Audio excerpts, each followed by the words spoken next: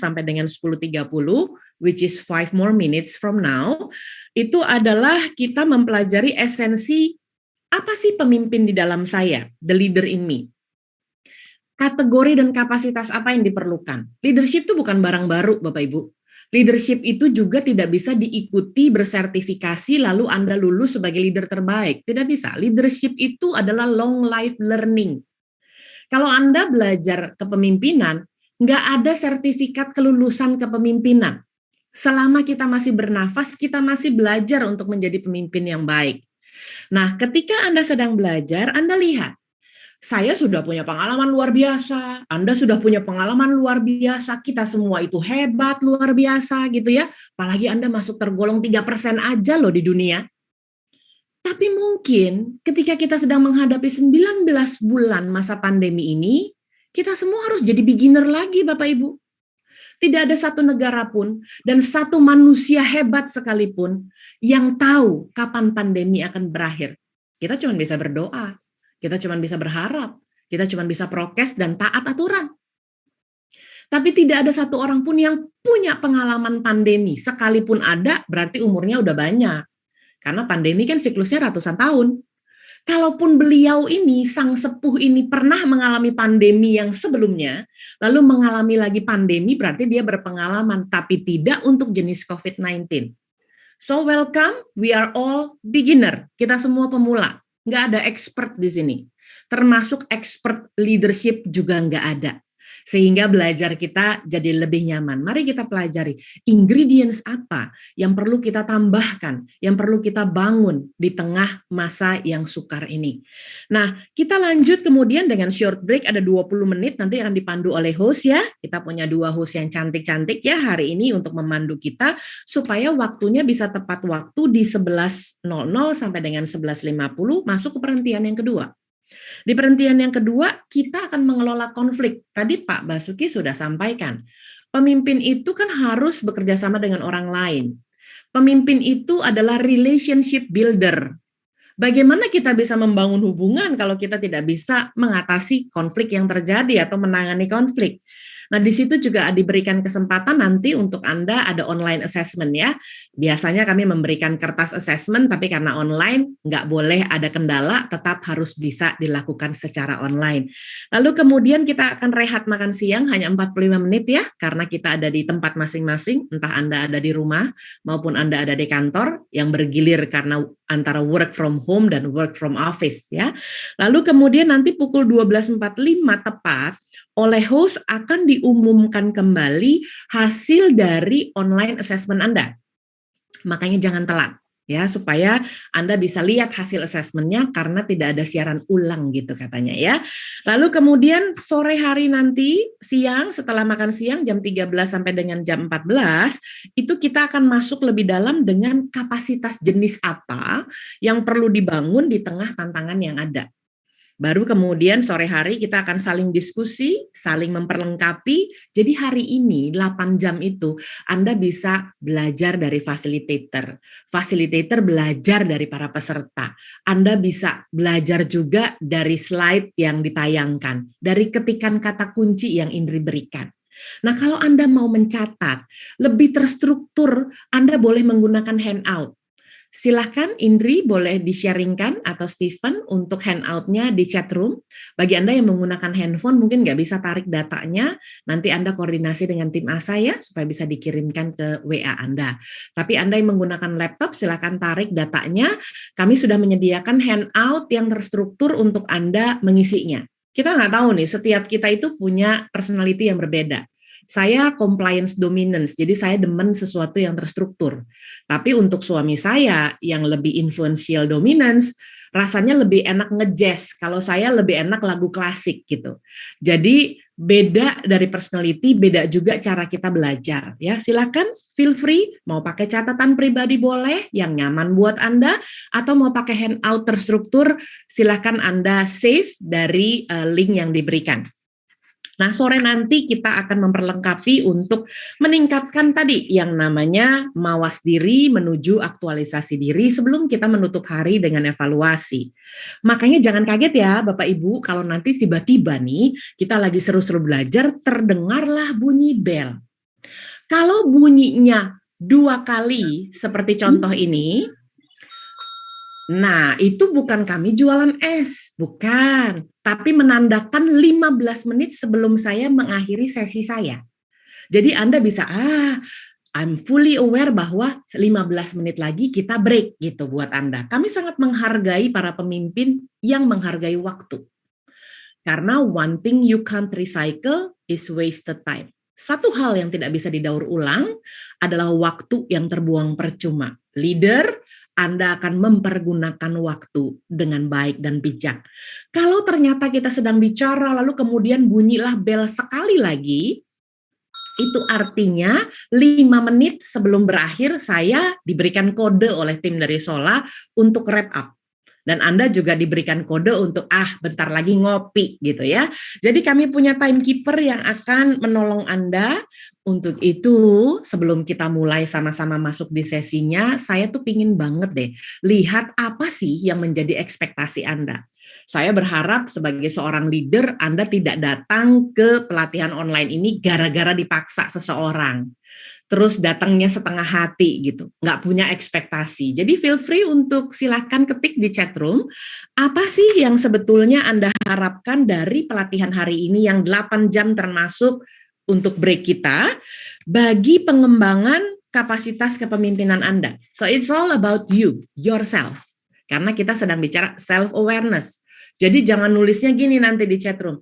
Saya berharap supaya teman-teman saya, grup saya, tim saya, anggota saya. No. Fokuskan kepada diri Anda. Apa sih ekspektasi Anda, pengembangan kapasitas kepemimpinan Anda dari pelatihan hari ini? Silakan di chat. Boleh diketik ya. Sehingga saya dapat melihat apa saja yang menjadi ekspektasi Anda. Penting untuk chat di chatroom kita supaya nantinya di akhir dari sesi kita dapat melihat kembali apakah are we meet our own expectation or not? Are we exceeding the expectation or not? Atau jangan-jangan kita below the expectation. Silakan ya. Saya sudah lihat ada Pak Asep Sopian ya, nomor 34. Thank you Pak. Saya berharap dapat lebih disiplin dan memanfaatkan setiap waktu untuk lebih produktif. Keren banget. Self-disiplin itu fundamental dasar dari segala ilmu dan skill. Ibu Dina bilang tahu apa yang harus saya lakukan lebih baik dan lebih benar ya. Yang lebih baik banyak, yang lebih benar mesti lebih dalam lagi.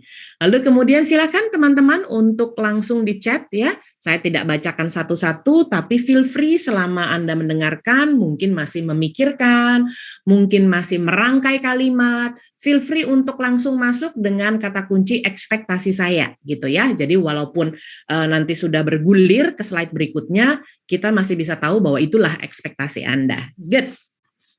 Mari kita selaraskan dengan tujuan atau objektif dari one day interactive session ini. Jadi ini bukan sesi seperti webinar yang satu orang bicara, Anda off cam bisa dengerin sambil masak, cuci piring, ngerjain hal lain, bukan. Tapi lebih ke interactive session, supaya memperlengkapi dan membangun kapasitas kepemimpinan kita, khususnya di tengah terpaan badai pandemi. Ini kita menggunakan istilah badai pandemi karena kita diterpa, unexpected, betul? Gak ada yang tahu sih per tanggal 17 atau 16 Maret beberapa bulan yang lalu tiba-tiba Indonesia mengeluarkan PSBB, tidak menggunakan lockdown atau semi lockdown karena akan bertentangan dengan undang-undang, nantinya akan ribet itu. Makanya digunakan PSBB. Yang kemudian belakangan ini berganti menjadi PPKM. Berlevel pula gitu ya. Nggak ada yang tahu. Semua keputusan diambil dengan jangka yang begitu pendek karena tidak ada sesuatu yang pasti. Menggunakan kapasitas kepemimpinan wait and see. Itulah sebabnya tadi disampaikan oleh Pak Basuki, memang betul ada penurunan angka bukan hanya untuk pencapaian MDRT loh Bapak Ibu.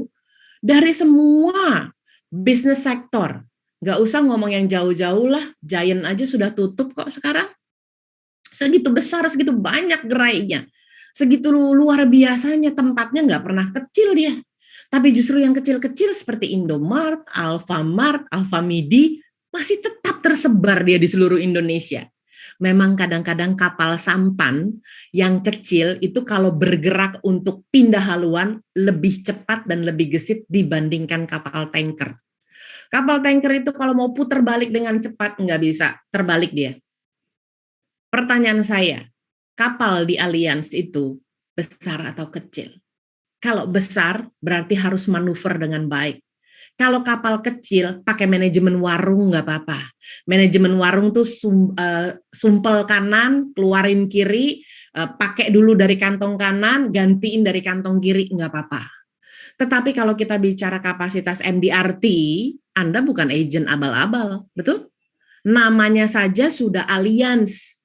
Anda tahu segala ilmu asuransi dari A sampai Z. Lengkap itu paketnya. Ini bukan perusahaan asuransi Sumber Jaya Makmur, itu toko bangunan. Namanya nggak dikenal. Tapi kalau orang sebut Allianz, udah nggak usah dijelasin lah Allianz itu apa. Sudah paham maksudnya. Gitu ya. Oleh sebab itu kita lihat sama-sama, tidak terasa 19 bulan, bagaimana kita sebagai pemimpin harus punya semangat ini. Tetap tegar di masa yang sukar, bagaikan mercusuar. Saya suka rhyme, ya, supaya mudah mengingatnya. Gimana sih kita ini, yang katanya saya menempatkan diri di Anda ya, gimana sih kita ini, yang cuma 3% itu satu dunia, tetap tegar di masa yang sukar, bagaikan mercusuar. Sekalipun ada badai pandemi baru namanya COVID-19, sampai-sampai hashtag di bawah tulisan itu trending loh selama 19 bulan ini, that we are in this together, this too shall pass, dan badai pasti berlalu. Nah, Bapak Ibu, yang namanya mercusuar itu dulunya kan disebutnya menara api ya. Kita nggak pernah ngomong, ada menara api, nggak biasa. Kita bilangnya mercusuar. Tapi sebetulnya dulu itu disebut menara api, menara suar, atau menara angin. Dulu itu begitu sebutnya. Dia adalah bangunan menara dengan sumber cahaya di puncaknya. Nah, dulu itu bisa menggunakan lensa, bisa juga menggunakan api. Kalau zaman yang dulu-dulu menggunakan api sih, gitu ya. Dan tujuan dari si menara api ini adalah membantu memberikan navigasi kepada kapal laut. Kan zaman dulu belum ada GPS gitu ya. Jadi navigasinya gimana caranya? Sumber cahaya yang digunakan itu dulu tuh menggunakan api ditanda untuk menandai daerah-daerah yang bahaya. Makanya mercusuar ini dibangun di atas karang. Jadi tanda bahaya adalah kalau laut punya dataran yang mendadak dangkal. Berarti karangnya di bawah besar. Jangan salahkan besar kecilnya kapal loh ya. Kalau Anda yang sudah nonton Titanic, kapal besar sekalipun robek dia perut kapalnya. Itulah sebabnya kita perhatikan bagaimana supaya kita sebagai leader tetap berdiri teguh dan memberikan panduan kepada kapal-kapal dari tim kita supaya tidak karam. Bapak Ibu, saya percaya Anda bisa ada di posisi MDRT ini, berarti banyak orang-orang yang juga membantu Anda untuk naik sampai dengan pencapaian ini, termasuk kerja keras Anda. Nah, bagaimana caranya supaya kita bisa menginspirasi berdiri teguh, tetap teguh, dan memberikan panduan kepada kapal-kapal lainnya supaya tidak karam? Buat saya, setiap kita itu sama, bukan cuma urusan di MDRT aja, di segala bidang, segala aspek. Kita semua sedang ada dalam badai yang sama. Saya berikan warna merah. Nama badainya pandemi COVID-19 tadi ya. Nah, yang membedakan hanya jenis kapalnya saja dan perlengkapannya. Saya beri tanda biru. Kapal Anda gimana sekarang? Perlengkapannya gimana? Itu yang menentukan cara berikutnya, yaitu kualitas penanganannya. Kualitas penanganan saya berikan warna hijau karena itu bicara tentang leaders capacity. Jangan sampai hanya bangga punya kapal besar tapi nggak punya kapasitas leadership. Kalau urusan badai yang sama itu unavoidable, namanya juga sudah pandemik. Bukan lagi endemik, tapi pandemik. Satu dunia ini merasakan imbasnya. Tinggal masalah penurunan apa sudah aman atau belum, atau kena the third wave atau kena the second wave. Ya, dan Indonesia mendapat penghargaan yang begitu luar biasa untuk penanganannya ya. Congratulations. Kita itu boleh berbahagia lah menjadi orang Indonesia ya. Karena dengan begitu secara tempat gitu, begitu banyak yang harus diatur gitu ya. Dengan second wave kemarin kita berhasil untuk menanganinya dengan baik. Nah, kalau kita lihat yang merah itu namanya badainya pandemi COVID-19. Kalau yang warna biru adalah tergantung dari apa yang telah kita bangun selama ini. Jadi seberapa lengkap sih organisasi kecil kita, seberapa lengkap sih organisasi besar kita gitu ya. Makanya saya jadi heran loh kalau lihat di masa pandemi ini banyak banget kaum rebahan. Anda tahu kaum rebahan? Yang bingung gara-gara nggak bisa bertemu, social distancing, physical distancing, nggak bisa kerja di kantor karena work from home, akhirnya seolah-olah semuanya jadi melambat. Dengar dengan baik statement ini. Apabila aktivitas di luar sana terkesan melambat, justru itu kesempatan buat Anda mempersiapkan diri lebih melesat dari sebelumnya. Saya ulangi ya. Kegiatan Anda di luar sana melambat, tapi persiapan diri Anda harusnya melesat. Bahkan sekalipun jenis kapalnya luar biasa, Anda sudah punya perlengkapan luar biasa, enggak jadi kaum rebahan, kita mesti melihat lagi kualitas leadership yang selama ini kita miliki. Tantangannya baru Bapak Ibu. Di pandemi ini kita semua bergerak ke digital by force. Aduh, organisasi dan perusahaan dan tim yang tidak siap untuk move from on-site to online, wah, ketinggalan jauh ya. Produktivitasnya menjadi menurun. Itulah esensi yang perlu kita pahami dalam membangunkan pemimpin di dalam diri kita atau the leader in me. Bicara tentang kapal laut ini nggak bisa jalan sendiri kalau nggak ada nahkodanya. Kata leadership dalam bahasa Inggris itu terdiri dari dua bagian kata, leader dan ship. Kalau diterjemahkan bebas dalam bahasa Indonesia, leader itu pemimpin, ship itu kapal laut, kapal. Pemimpin ditambah kapal, pemimpin kapal adalah seorang nahkoda. Tugas nahkoda ngapain sih? Tugas nahkoda adalah sharing vision. Dia itu mengendarai kapalnya di awal dan di akhir. Tengahnya itu nahkoda sharing sosialisasi dengan para VIP yang ada di kapal tersebut. Kalau ini konteksnya kapal pesiar. Yang terus mengemudikan adalah ABK, anak buah kapal. Nggak mungkin nahkodanya terus-menerus selama 3 hari pegang setirnya, nggak mungkin. Itu namanya supir angkot, ya. Tapi kalau bicara tentang nahkoda, sepanjang dia bisa membagikan visi, aman. Sekian lintang timur gitu ya, sekian ini, aman. Tapi ketika ada tantangan yang baru, yang dia belum punya pengalaman sebelumnya disebut dengan badai, dia harus melakukan tugasnya yang kedua, yaitu making decision.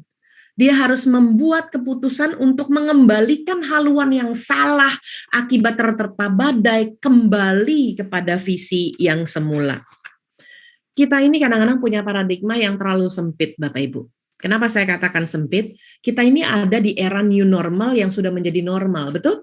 Waduh, kalau di awal-awal pandemi semua update statusnya is a new normal. Bikin kafe aja kafe new normal gitu kan. Bikin program aja program new normal. Rasanya tuh semuanya menjamur kata new normal.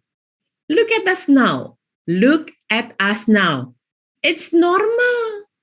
Jadi new normal is normal buat kita karena sudah panjang.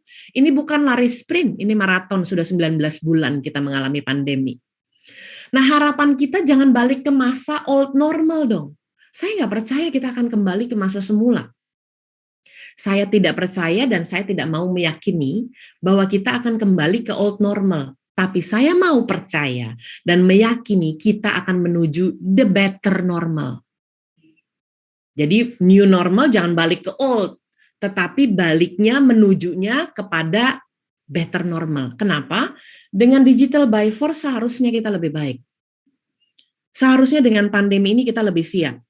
Nah, oleh sebab itu ada 4 gelombang besar yang perlu kita persiapkan karena ini jadi tantangan kita bersama. Saya percaya ini bukan sesuatu yang asing buat Anda.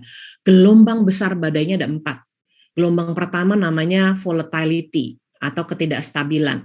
Yang kedua uncertainty. Yang ketiga complexity. Yang keempat ambiguity. VUCA. We are in the midst of VUCA world. Mau Anda hafal bahannya, mau Anda sudah sering baca, sekarang kita merasakan, bukan cuma hafal dan baca. Mari kita pelajari. Volatile itu bicara ketidakstabilan. Artinya pada saat tidak stabil, situasi dan kondisinya membuat sulit untuk mengambil keputusan jitu. Padahal tadi salah satu tugas dari nahkoda adalah making decision. Tapi jadi nggak jitu gitu, meleset terus jadi decisionnya. Lebih kepada wait and see situation. Jadi nih Bapak Ibu, strategi jangka panjang yang dibuatnya sudah dengan annual meeting, itu banyak sekali mengalami penyesuaian. Nah, cara penanganannya gimana? Pada saat kita mengalami penyesuaian, jangan stres. Cara penanganannya juga dengan V. Kalau tadi volatility dengan huruf V, cara penanganannya dengan vision. Tadi seperti nahkoda, waktu kena badai, making decision, kembalikan sharing the vision. Kita harus memiliki visi yang jelas. Pertanyaan saya, apa sih visi ASA? Anda ada di dalam kategori ASA, Allianz Sales Academy saat ini sedang diberikan pelatihan. Tahukah kita masuk ke dalam pelatihan ini, apa sih visi dari ASA? Ada yang tahu visi dari ASA? Kalau ada yang tahu, segera raise your hand, sehingga saya bisa lihat, wah Anda luar biasa sekali, hebat ya, Anda hafal visinya ASA. Ayo, saya tunggu. Apa mau kita tungguin sampai jam 3 sore? Siapa yang hafal visinya ASA? ASA itu bicara tentang Allianz Sales Academy, pasti punya visi. Ya, saya percaya punya visinya. Ada yang hafal? Raise your hand. Kalau ada yang hafal, raise your hand, sampaikan visinya tanpa baca dan tanpa googling dulu sekarang. Saya akan berikan ekstra skor 10 langsung. Ada? Anyone? Raise your hand. Nggak ada? 5, 4, 3, 2, 1. Belum ada? Saya harus sampaikan ini. Karena saya sayang. Karena saya care. Maaf ya. Saya nggak percaya Anda melakukan visinya ASA. Wong hafal aja enggak. Minimal kita harus hafal by heart. Kita sama-sama belajar ya. Gini Bapak Ibu. Kalau Anda ikut workshop, Anda ikut seminar, Anda ikut pembekalan, itu tidak menyentuh hati dan pikiran Anda. Nggak terluka sama sekali hatinya. Nggak terbuka sama sekali pikirannya, transformasi tidak terjadi. Kita sedang buang-buang waktu 8 jam hari ini. Saya tidak mau buang waktu saya. Saya percaya Anda leader yang hebat, nggak mau buang waktu Anda. Mari kita pakai untuk belajar. Ini loh visinya ASA. Bagus. Menjadikan ASN dan Allianz Life Indonesia, ini kita bicara tentang divisinya ya, dan bicara organisasinya. Sebagai nomor 1 pilihan utama. Kalau di kecap namanya cap jempol ini. Pilihan utama dan nomor 1. Makanya Anda harus berbahagia menjadi orang yang join di MDRT-nya Allianz gitu loh.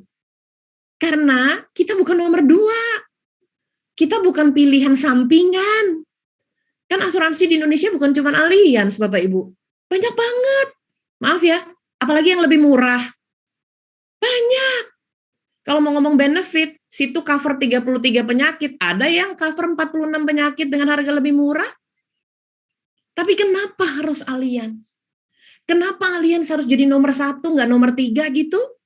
Kenapa yang warna biru nomor 1? Kan ada warna merah, warna hijau, dan warna orange. Kenapa sih biru ini harus jadi nomor 1? Orang kalau berpikir, lu harus punya asuransi, ting, Allianz gitu loh nomor 1-nya. Nah sekarang kalau kita lihat Allianz Life Indonesia dan ASN itu harus jadi nomor 1 dan pilihan utama buat siapa target marketnya? Buat generasi muda Indonesia. Saya minta Anda baca dengan keras sekalipun Anda mute. Karena ketika Anda berbicara, telinga Anda mendengar, Anda percaya. Ya, 3, 2, 1.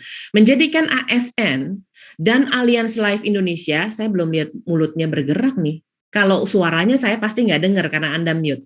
Ulangi sama-sama, 3, 2, 1. Menjadikan ASN dan Allianz Life Indonesia sebagai nomor 1 dan pilihan utama bagi generasi muda Indonesia. Jadi Anda punya laser fokus generasi muda Indonesia. Gitu, yang diberikan warna Biru. Aduh, ini anaknya luar biasa loh ya. Mau baca visi juga. Aduh, nak, kamu hebat luar biasa ya. Nah, kita lihat laser fokusnya adalah di generasi muda. Tahukah Anda, you are on the right track in the pandemic situation. Justru di era digital by force, generasi muda yang pegang peranan penting. Mereka itu technological savvy, gesit banget sama urusan teknologi. Kita buka 2 window aja udah puyeng, mereka bisa buka 16 window. Oleh sebab itu saya mau katakan berapa persen target market Anda sih generasi muda Indonesia saat ini? Anyone? Ada? Raise your hand, Anda tahu berapa persenkah target market kita? Di Indonesia ya, nggak ngomong dunia, kalau dunia datanya nanti luas. Indonesia aja berapa persen? Ada yang tahu?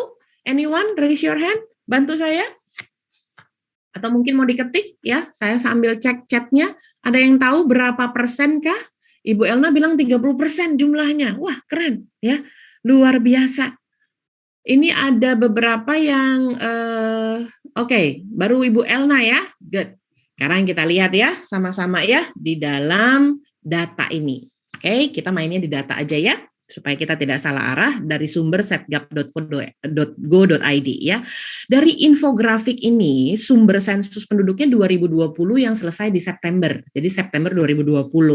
Kalau ditanya, Gina kenapa nggak sajiin data September 2021? Belum ada, masalahnya itu. Dengan fluktuasi COVID, banyak yang meninggal dunia, belum ada gitu ya. Jadi saya menggunakan data akurat terdekat, yaitu sensus September 2020, jumlah jiwanya 270 jutaan, gitu ya saya ngomongnya ya.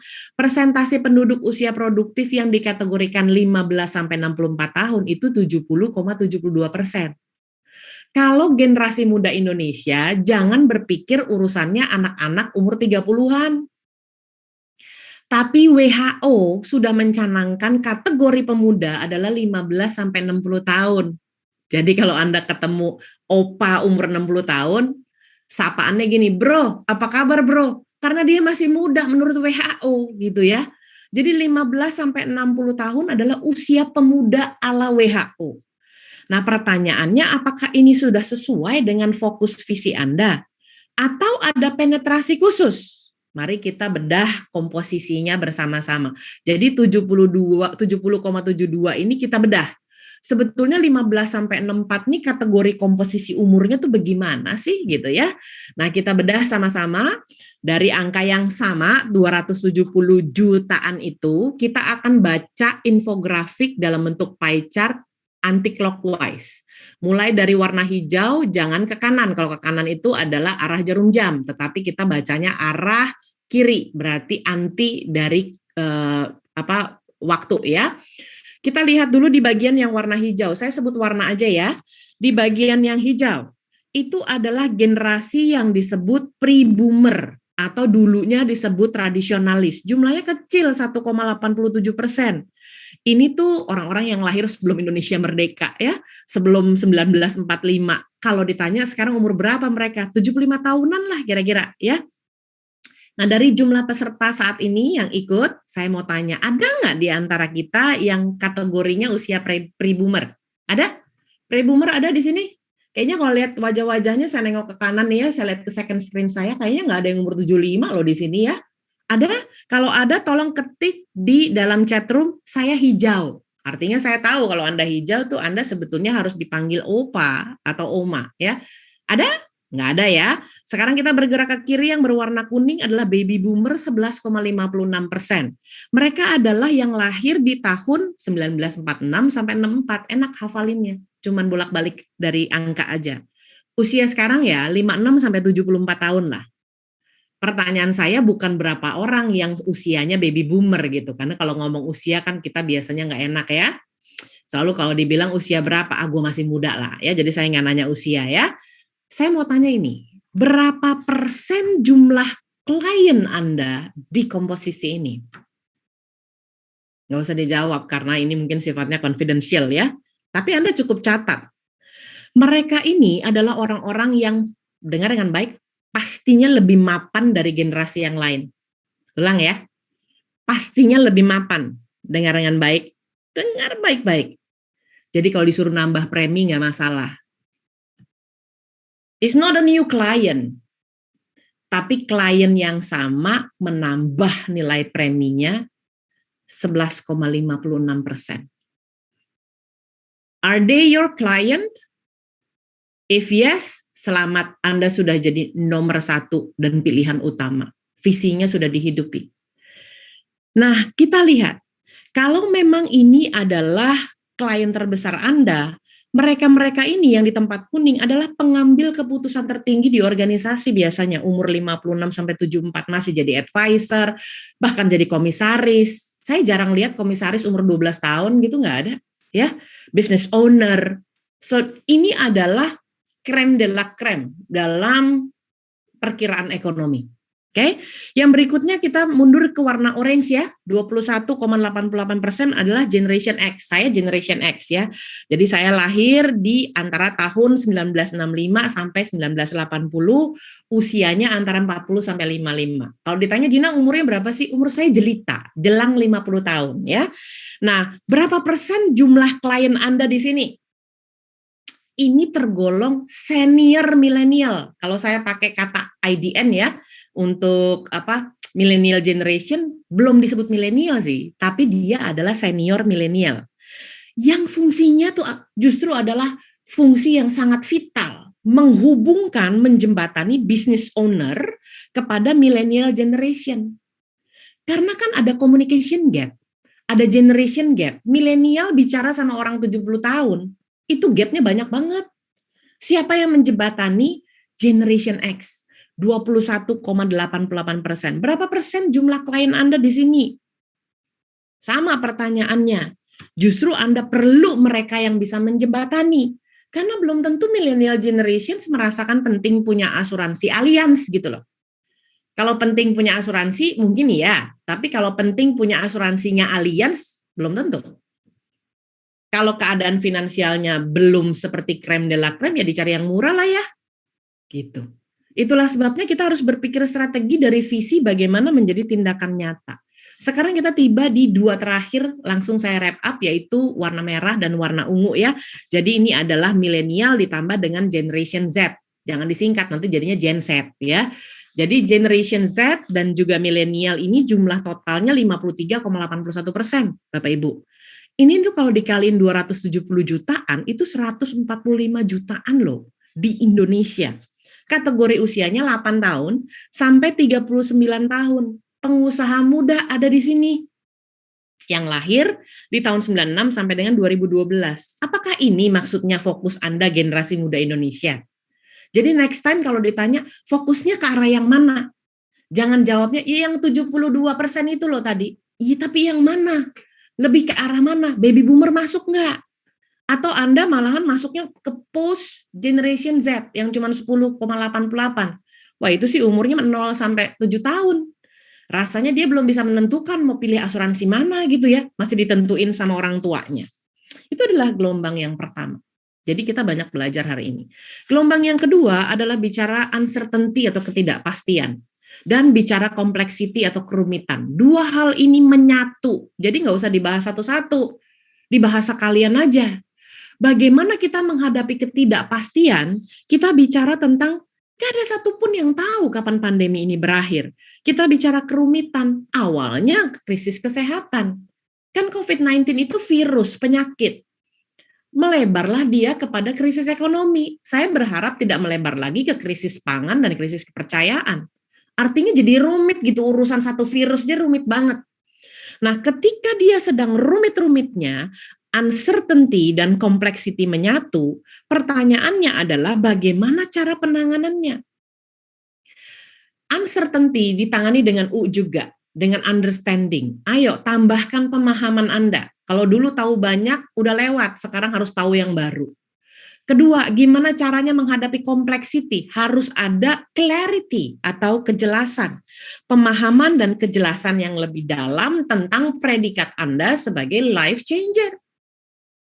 Tetap dalam keadaan mute, baca di sebelah kiri atas yang saya gerakan dengan kursor. 3, 2, 1. Saya Allianz, saya life changer. Ulangi lagi dengan semangat. Saya Allianz, saya life changer. Yes. Artinya di bawah ada tulisan kecil, saya bukan hanya sekedar agen asuransi, tapi saya seorang life changer.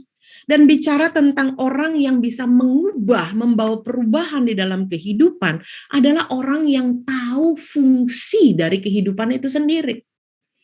So as a life changer, do you know the function of life? Kehidupan itu nggak berfungsi kalau nggak jelas apa aja fungsinya. Jadi kita nggak cuma punya jargon gitu loh. Oh, saya adalah alien, saya adalah life changer. Tapi kita benar-benar paham bahwa hidup ini melalui profesi sebagai agent, Anda secara pribadi berubah.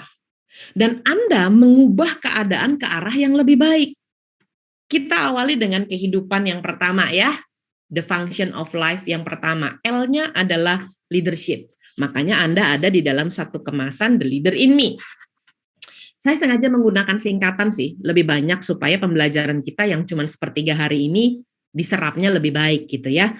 Mari kita bereskan pemahaman kita dulu bersama-sama bahwa setiap kita adalah pemimpin.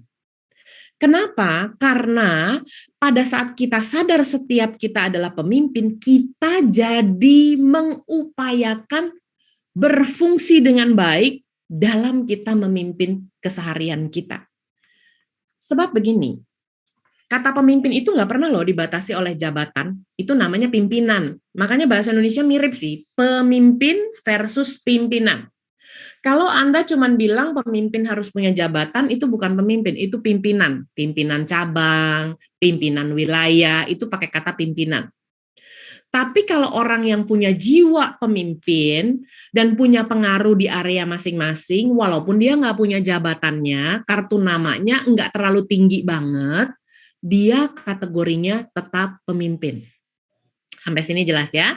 Jadi kalau bicara pimpinan, itu bicara jabatan. Kalau bicara pemimpin, itu bicara tindakan. Tindakan versus jabatan itu dua hal yang jauh berbeda. Orang bisa punya jabatan tinggi banget loh, tindakannya nol.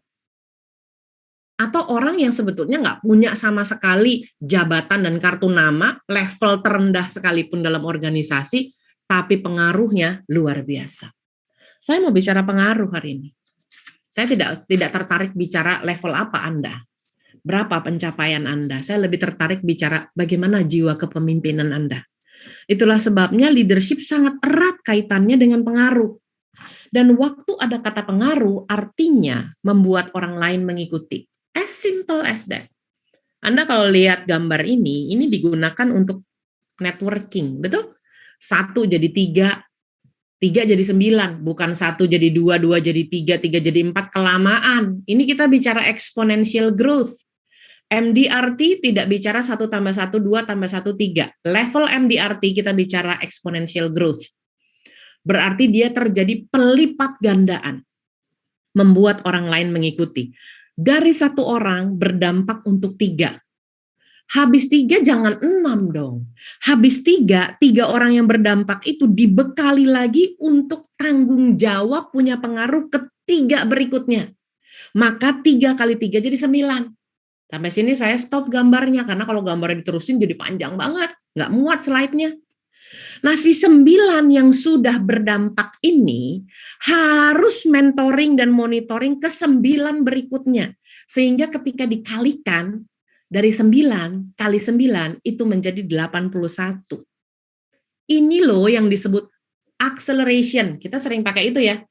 Wah, pemimpin harus punya akselerasi. Yang gimana? Kalau 1, 2, 3, 4, 5, 6 kelamaan. Akselerasi kita itu adalah percepatan. Kalau percepatan artinya 3, 9, 8, 1, dan seterusnya. Sampai sini saya pause. Gambarnya sederhana. Masalahnya adalah yang menjadi pertanyaan kita. Selama ini jenis pengaruhnya seperti apa? Anda memberikan pengaruh negatif, snowball effect juga, sama menggunakan gambar ini. Eksponensial negatif juga. Kalau Anda memberikan pengaruh yang positif, congratulations, snowball effect juga. Pengaruhnya eksponensial juga untuk hal yang positif. Mari kita renungkan. Apa yang telah Anda berikan Pengaruh apa yang telah Anda berikan selama ini? Nggak usah jauh-jauh dari umur 2 tahun lah. Ngomongnya 19 bulan aja deh. Sehingga kita fokusnya lagi bilang di masa prihatin pandemi gitu ya. 19 bulan ini pengaruh apa yang telah Anda berikan?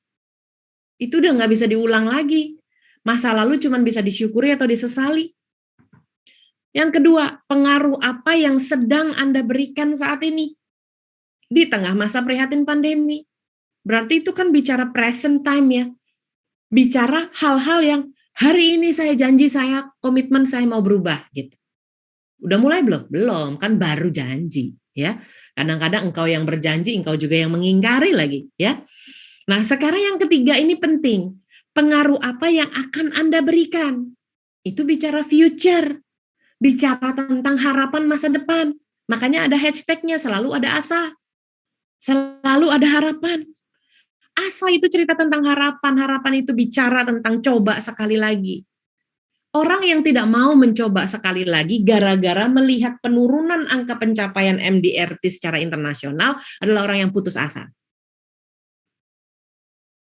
Kalau kita lihat, aduh saya tuh masuk banget di angka, saya tuh bagus banget ya. Sekarang nih gara-gara pandemi sih, pandemi pokoknya disalahin jadi kambing hitam. Jangan pernah salahkan pandemi. Tapi salahkan Anda yang memutuskan asa Anda. Coba sekali lagi. Jadi artinya ketika pemimpin itu bertindak dengan baik, saya nggak ngomong jabatan ya, saya nggak tertarik bener deh ngomong jabatan, karena kartu nama hari-hari ini bisa dibuat di pinggir jalan kok, bahwa Anda adalah presiden director. Cuman kapasitasnya dong. Makanya saya setuju apa yang dikatakan oleh John Quincy Adams.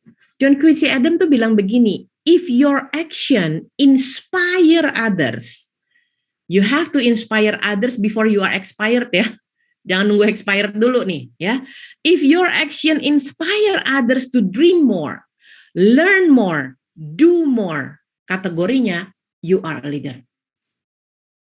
Jika tindakan Anda menginspirasi orang lain untuk dia bisa bermimpi lagi gitu loh, punya harapan lagi. Terus dia mau belajar, nggak rasa dipaksa gitu. Aduh, gue harus nih ikut training gitu, enggak ya. Atau mungkin ketika diundang, apalagi sih, nggak begitu gayanya. Tapi dia belajar lebih lagi.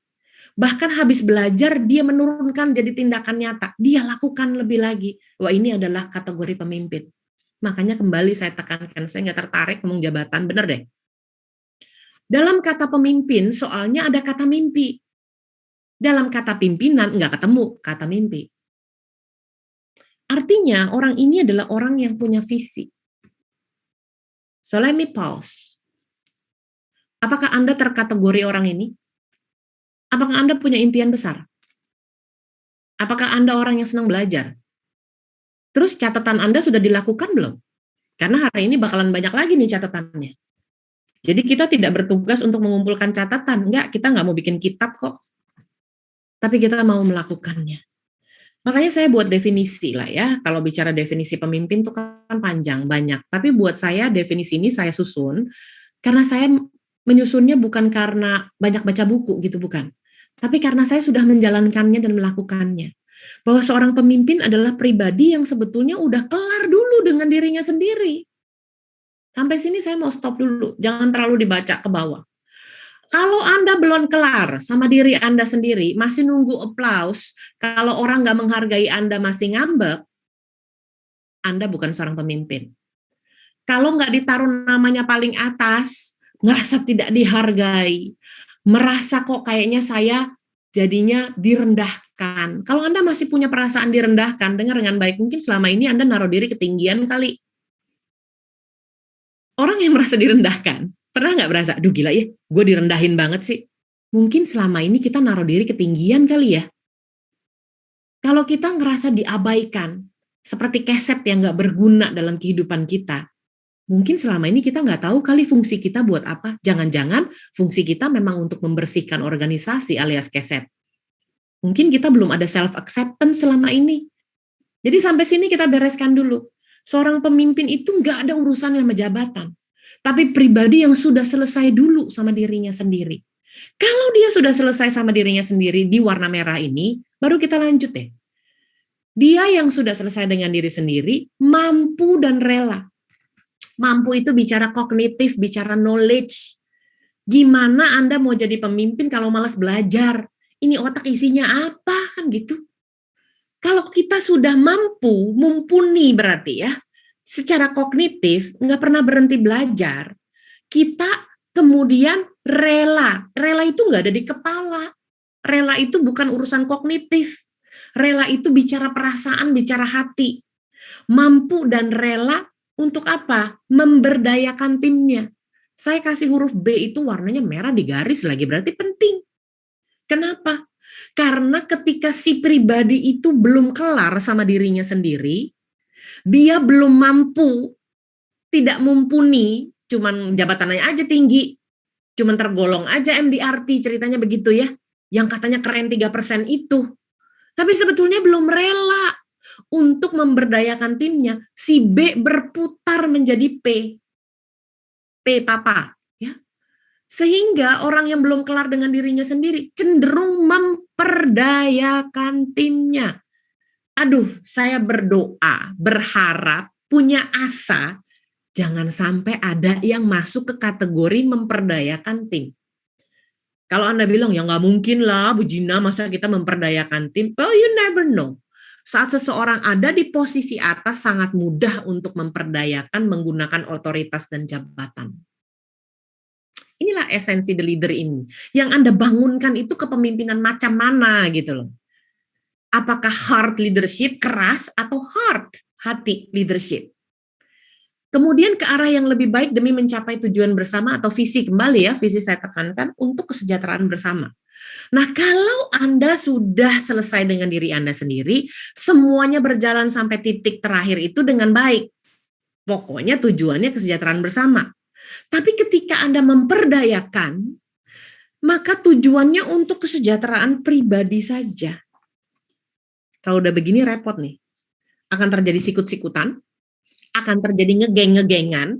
Lu geng mana? Lu geng leader A apa geng leader B gitu ya. Kita lagi nggak main geng-gengan ini. Kita lagi bicara, do you have function of life? Apakah your life is functioning? Kalau enggak, ngeri. Yang kedua adalah innovation, dari kata life itu. Inovasi itu berbicara tentang kedisiplinan pribadi kita dan kedisiplinan organisasi kita untuk menantang batasan-batasan kita sendiri. Kita tuh punya keterbatasan, organisasi punya keterbatasan. Ayo ditantang keterbatasan itu. Dengan kata lain, apakah kita sudah upgrade diri kita secara berkala? Kalau mau upgrade ya harus updated dengan situasi. Handphone kita aja setiap kali secara berkala minta diupdate. Zoom aja minta diupdate secara berkala. Udah version berapa ini saya nggak tahu ya. Dibantu sama Steven, coba diketik ya. Terakhir saya 5, berapa itu versionnya ya. Sekarang kayaknya udah diupdate lagi tuh. Itulah sebabnya kita penting untuk upgrade dan update karena kita nggak bisa lagi menjalankan business as usual. Udah bau, udah basi. Business as usual kan disingkat jadi bau. Anda pakai strategi zaman dulu di zaman sekarang, basi Bapak Ibu. Barang basi itu bau. Kalau udah bau, disajikan ke klien, nggak ada yang mau makan. Nggak bisa bilang pilihan nomor 1 dan utama. Yang lain yang lebih wangi, yang lebih nikmat, banyak. Makanya sometimes you need to look at life as a life changer from a different perspective. Jadi jangan hanya melihat dari satu sisi yang Anda pikir kita sudah tahu semuanya. Coba perhatikan gambar burung itu ya, ada satu yang ngadepnya beda tuh. Nah, untuk itu saya mau kita latihan sama-sama perbedaan cara pandang. Saya stop share dulu supaya spotlight-nya bisa terlihat. Angkat tangan kita tinggi-tinggi ya. Tunjuk, lalu kemudian angkat tinggi-tinggi di atas kepala kita, ya, jangan di sini tapi di atas kepala. Lalu kita putar arah jarum jam, ya. Kalau kita tunjuk ini 12, satunya ke kanan dong, ya. Satunya ke kanan. Yuk kita putar arah jarum jam yuk. 1 2 3 4 putar. Putar terus arah jarum jam, jangan diubah-ubah putarannya. Hanya tolong turunkan perlahan-lahan sambil tetap berputar, turunkan sikut Anda dan taruh putarannya di bawah dagu Anda. Kelihatan ya? Lalu menunduklah, refleksi diri. Coba dilihat perputarannya, apakah masih arah jarum jam? Sambil disebut, 12, 11, 10. 9. Sudah berubah ya?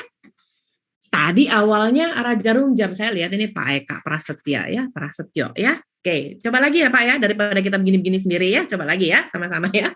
Oke, satu kali lagi ya, jangan lama-lama, ini yang terakhir, oke. Angkat tinggi di atas kepala, ini batas kepala, lebih tinggi, oke. Putar arah jarum jam, 12, sambil disebut mulutnya, 12, 1, 2, 3, 4, terus. Jangan putarannya jangan dirubah ya. Tolong sikutnya pelan-pelan turunin, bawa ke bawah dengan putaran yang sama. Lalu taruhlah putaran itu di bawah dagu. Oke, dagunya boleh diangkat dikit deh karena Anda duduk ya. Taruh di bawah dagu, terus Anda nunduk. Sambil dilihat. Sekarang gimana? Sambil disebut. 12, 11, 10, 9. Sudah berubah ya? Artinya perspektif kita itu sudah berubah. Nah, kalau kita bicara perspektif kita sudah berubah, artinya gaya kita menangani bisnis kita harusnya sih juga berubah. Your life, your choice. Perubahan apa yang akan Anda lakukan? Tadi kita latihan sudah dengan jam ini. Sekarang saya mau sampaikan dalam 15 menit ini, kita lihat ya, supaya kita tepat waktu ya. Hidup Anda adalah hasil dari pilihan yang Anda buat. Buat Anda nih, yang nggak boleh golput ya, ini gampang banget, ini nggak ada urusannya sama angka, sama strategi, jadi harus dijawab gitu ya.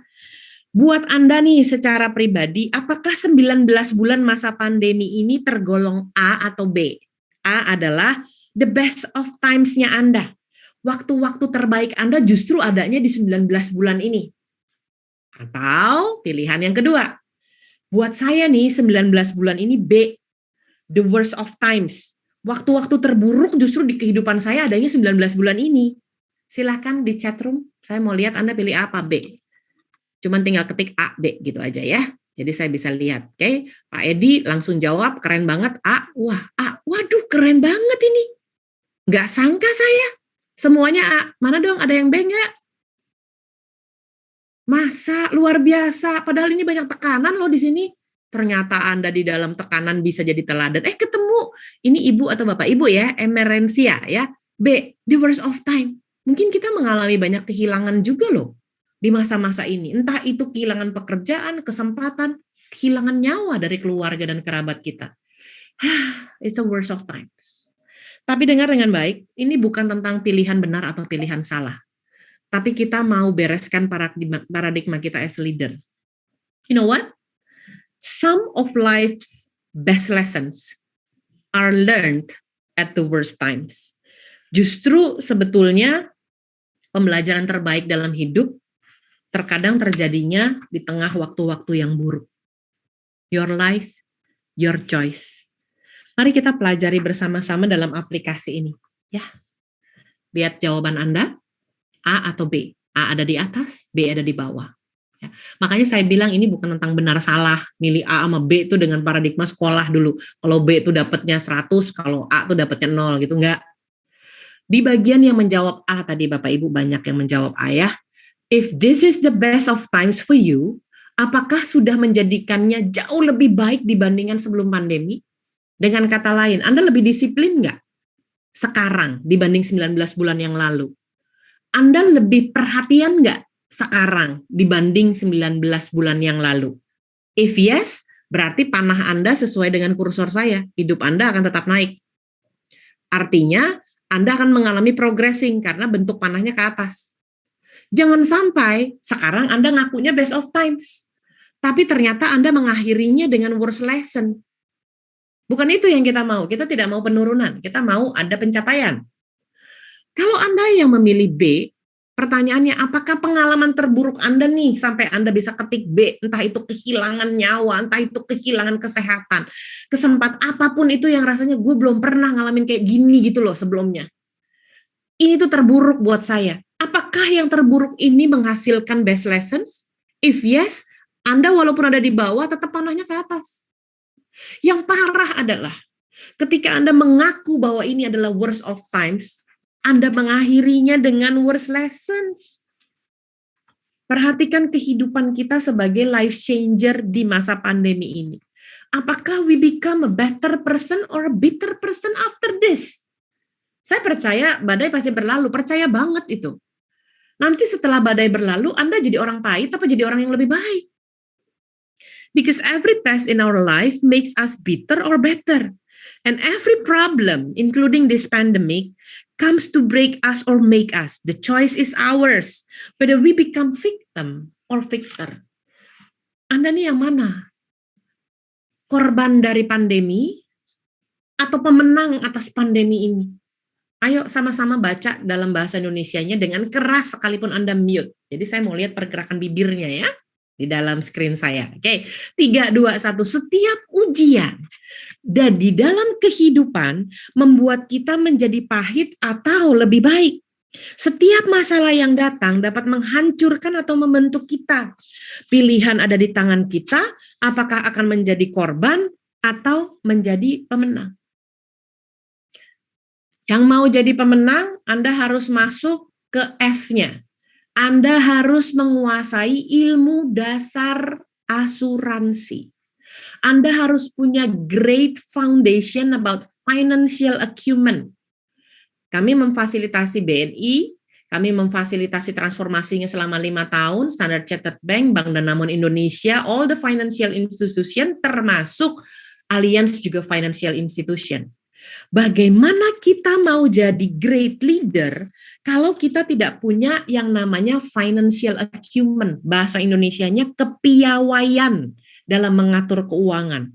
Maksudnya apa sih? Kepiawaian kita berinvestasi untuk mengalihkan kapital kita, dana kita, modal kita ke arah yang lebih produktif. Ini yang harus Anda sampaikan ke klien. Tapi gimana ya mau nyampaikan ke klien kalau kita sendiri juga nggak punya kepiawaiannya gitu. Kita harus bilang kepada klien kita bahwa Anda di masa-masa ini harus mengalihkan kapital Anda berinvestasi ke arah yang lebih produktif. Bukan ditakut-takuti nanti kalau kena COVID gimana Bapak Ibu, nggak bisa bayar rumah sakit loh gitu. Itu gayanya bukan gaya MDRT itu.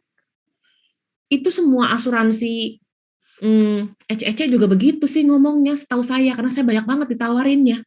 Yang model begitu, Bu, nanti kalau sakit gimana, Bu? Terus kemudian kalau Bapak meninggal gimana? Nggak enak banget kan ngomongnya. Ya, nggak begitu caranya, tapi kita ubah bagaimana kepiawaianmu mengelola keuanganmu dan berinvestasi. Karena tantangannya baru. Ingat, Anda bukan sekedar agen asuransi, Anda itu life changer. Apakah inovasinya yang perlu Anda lakukan sehingga Anda tetap jadi nomor 1 pilihan utama bagi generasi muda Indonesia? Karena dengar dengan baik ini, seorang life changer is constantly on a mission. Makanya kalau tadi kita punya visi, kita lihat misinya ya, sama-sama ya.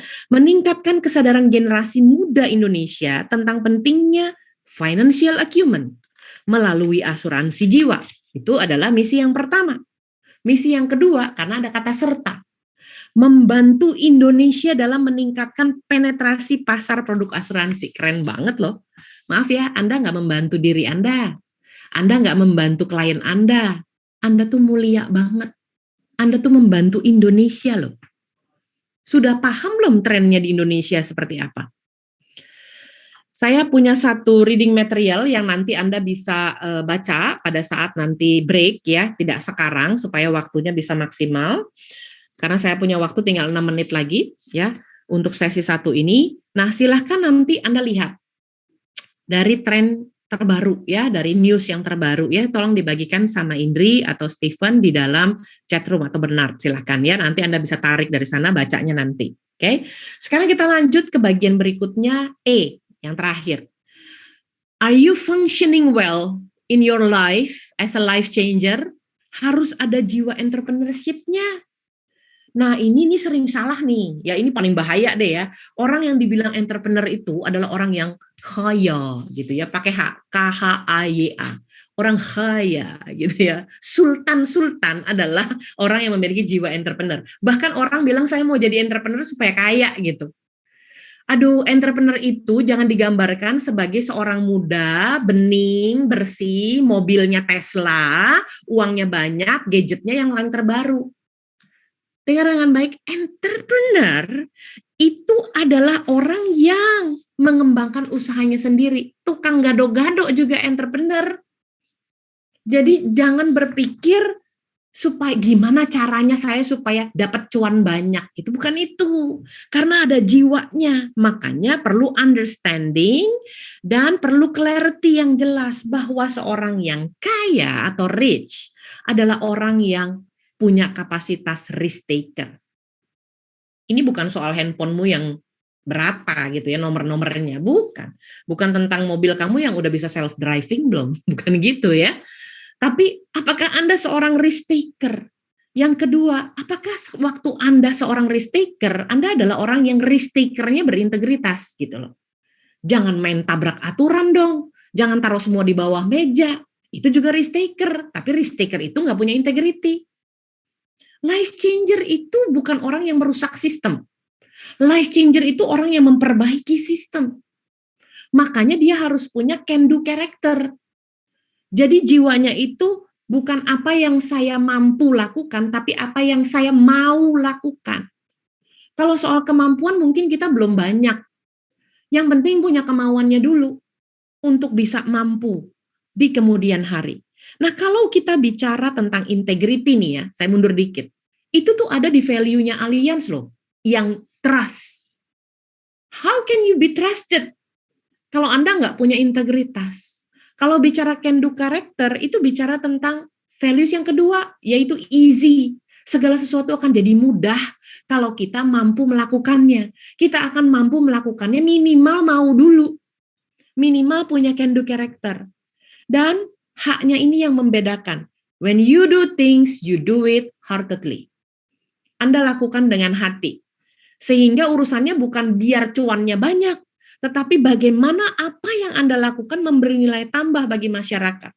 Ingat ya, kontribusi kita membantu Indonesia loh di misi. Membantu Indonesia mulia banget. Dan itu makna dari values Allianz yang ketiga, yaitu care. Do you care about Indonesia? Do you care to your client? Sehingga ambiguity atau kerancuan di bagian akhir ini bisa segera diakhiri. Mengakhirinya adalah dengan ketangkasan. Jadi ketangkasan tuh gesit gitu loh. Tapi jangan salah tanggap ya. Gesitnya itu bukan tangkas yang asal cepat terus asal-asalan kerjanya. Bukan begitu, itu juga cepat sih. Buat apa cepat kalau asal-asalan? Juga bukan tangkas yang main tabrak dan saling sikut. Hati-hati ya. It's a very lonely place at the top. Itu kalau lihat piramida, makanya bisa 3%, itu dikit aja tuh yang bisa sampai atas. Sampai atasnya nggak boleh nyikut, sampai atasnya nggak boleh nabrak. Save your integrity. Harus dengan benar. Tadi ada tuh dalam ekspektasi, jadi pribadi yang lebih baik dan benar.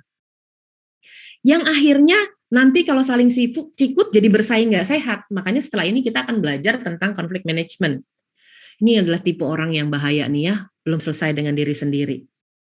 Jadi di sesi 1 ini kita belajar bukan untuk menambah catatan kembali ya Bapak Ibu ya, tapi menambah semangat baru untuk membangun the leader in me. So di akhir slide 1 saya ini, saya berikan tips buat kita semua ya. Tipsnya gampang, apapun juga yang terjadi saat ini, jalani progresnya. Karena kurva Anda akan naik ke atas. Even though it's a worst of times, make sure you got the best lessons. Di dalamnya, cintailah proses. Tidak ada emas murni yang tidak dilebur. Tidak ada berlian mahal yang tidak diasah. Tidak ada dupa harum yang tidak mau dibakar.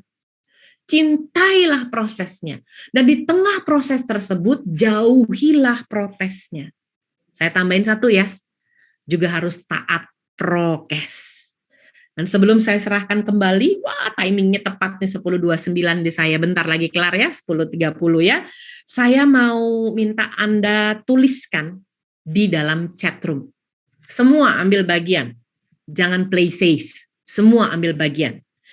Apa yang Anda peroleh, new insight atau pemahaman baru dari sesi 1 The Leader in Me? Silahkan diketikkan.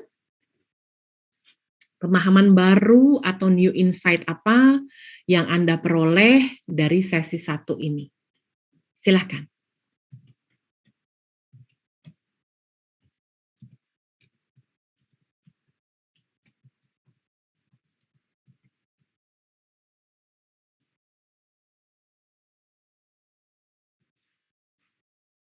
Apa pemahaman baru Anda dari sesi 1 ini? Silakan diketikkan. Pak Edi bilang jadilah pemimpin bukan pimpinan and do your best. Yes. Pak Asep, di setiap krisis ada peluang. Sangat Pak. Harus bisa memberdayakan tim. Jalani prosesnya, nikmati prosesnya. Yes. Saya lihat timing saya sudah 10.30. Pengen banget bacain semua, tapi nggak apa-apa, bergulir aja ya, karena nanti pada saat break saya bisa baca kembali. So with that note, saya stop share. Saya kembalikan ke host untuk memandu kita dengan acara berikutnya. Silakan, Ibu Wirda, silakan. Baik, terima kasih Ibu Gina, luar biasa sekali ya Bapak Ibu, tapi tenang, waktunya masih panjang sampai jam 4 sore, Bapak Ibu masih banyak mendapatkan insight-insight yang luar biasa dari Ibu Gina dan tim ya. Ya pesannya luar biasa ya, Bu Gina, apapun yang terjadi saat ini jalani progresnya, di dalamnya cintailah proses, lalu di tengahnya ada proses, jauhi protes, dan jalani prokes. Ini luar biasa ya. Baik Bapak Ibu, kita akan melalui, break dulu selama 20 menit, sebelum break kita informasikan kembali. Jadi Bapak Ibu di sini yuk kita kumpulkan poin sebanyak mungkin, jadi setiap awal poin tadi join, kita berikan 10 poin di setiap grup, grupnya itu nanti Bapak Ibu akan kami masukkan ke masing-masing grup ya di breakout room nanti. Jadi, Bapak Ibu kami ingatkan kembali Bapak Ibu untuk menggunakan format name yaitu nomor urut dan nama lengkapnya gitu ya. Lalu, poin yang berikutnya adalah Bapak Ibu untuk kita sama-sama respect terhadap pembicara dan training supaya lebih interaktif, mohon untuk selalu meng-on-kan kamera. Karena setiap on kamera itu kami akan memberikan poin Bapak Ibu, yaitu 3 poin pada saat awal tadi join, nanti setelah lunch juga kami akan memberikan 3 poin. Lalu hal lainnya, keaktifan peserta juga kami akan memberikan poin. Jadi, masing-masing adalah 4 poin sebelum pada saat bertanya dan testimoni Bapak Ibu ya. Dan terakhir, nanti jika ada pertanyaan atau kuis dari tim Sola akan diberikan 5 poin. Nah, nanti semua totalnya akan dijumlahkan, kita akan berikan hadiah yang paling menarik berupa e-voucher GoPay yang kami akan infokan di akhir sesi nanti. Oke. Baik Bapak Ibu, sudah waktunya kita break terlebih dahulu, coffee break secara virtual ya, selama 20 menit. Nanti setelah coffee break, kita akan ada ice breaking yang Bapak Ibu supaya lebih semangat lagi ya, di training ini ice breaking seperti apa secara virtual nanti kita akan pandu ya. Baik, sudah waktu istirahat, Bapak Ibu tetap stay saja di sini, jangan di-leave. Nanti kita balik pukul, 10:55 menit ya. Terima kasih, selamat beristirahat. Silakan Mas Ade.